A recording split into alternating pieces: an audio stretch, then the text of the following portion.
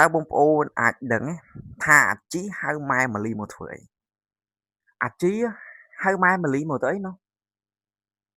ហៅមកលេងបៀដឹង? មិនមែនទេ ហៅមកឲ្យលុយ ក៏មិនមែនដែរ ចូលបងប្អូនគិតយ៉ាងណាដែរ? តើអាជីហៅម៉ែម៉ាលីមកទៅអី? ឬក៏ចង់មានល្បិចអីផ្សេង? បងប្អូនអាចទាយដឹងទេ? ជួយប្រាប់ខ្ញុំផង ខ្ញុំកំពុងតែឆ្ងល់ដែរ អូ ហើយថ្ងៃទី 9 ណា ពូត្រូ ទៅកំពង់សោមទៀតហើយ អញ្ចឹងភាគទី 14 បានចេញអត់? ខ្ញុំគិតថាប្រហែលជាមិនបានចេញទៀតហើយមើលទៅ ឲ្យតែពូត្រូចុះទៅខេត្ត គាត់អត់បានផុសវីដេអូទេ អញ្ចឹងហើយយើងប្រហែលជារង់ចាំយូរទេ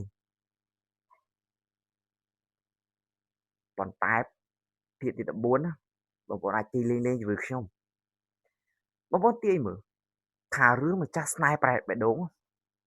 ចប់នៅភាគទីប៉ុន្មាន? សម្រាប់ខ្ញុំ ខ្ញុំគិតថាចប់នៅភាគទី 17 ចុះបងប្អូន